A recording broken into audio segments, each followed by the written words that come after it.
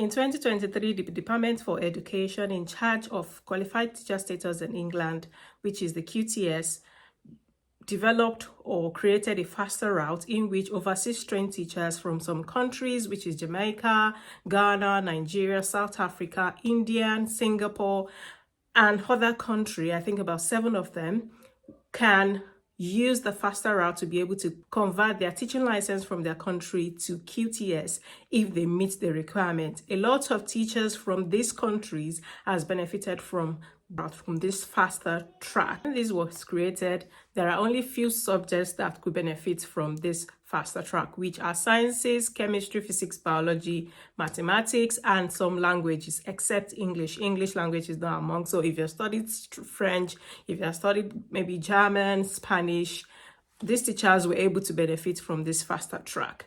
Now, some union and some overseas trained teacher actually complained that why would only teachers of this subject would be qualified for the faster route, whereby teachers of other subjects like maybe geography, history, and other subjects could not benefit from the faster route. They actually believed that it was unfair. So union actually made a campaign, and some overseas trained teachers as well made campaign about this, about being underpaid, about QTS, about getting their QTS status, going through PGC route all over again because their subject is not part of the subject that have been awarded QTS in England. So the campaign was heard by the Department for Education, and they won. So on the 7th of August 2025, the Department for Education has updated their criteria in which you can get qualified teacher status in England, even if your subject is not in the sciences or languages or is not in mathematics. If you're already working in a valid role in England, you can apply for QTS without meeting the additional subject and age requirements set above. For example, an eligible teacher with a level 6 teaching qualification from Ghana that qualifies them to teach geography will be able to apply if they're working in the following roles in England.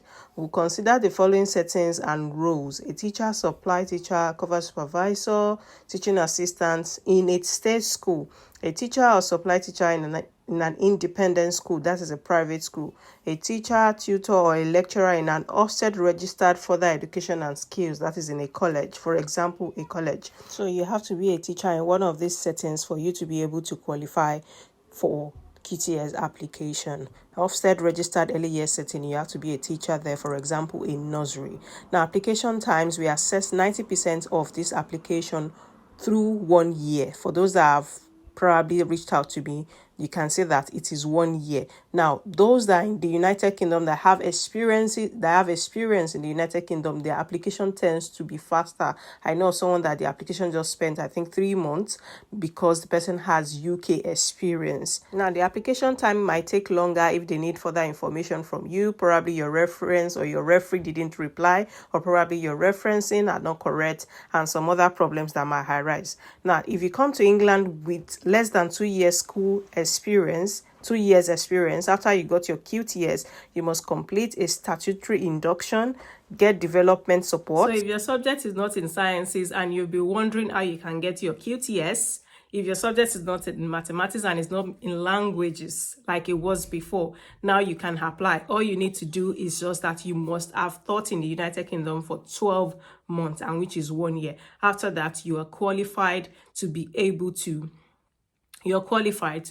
apply for the QTS faster route. Yes, you're qualified, even if you're a teaching assistant, even if you're a supply teacher, you're a cover supervisor, as long as you have that 1 year experience in the United Kingdom, you're qualified to be able to apply for QTS. This is a great news.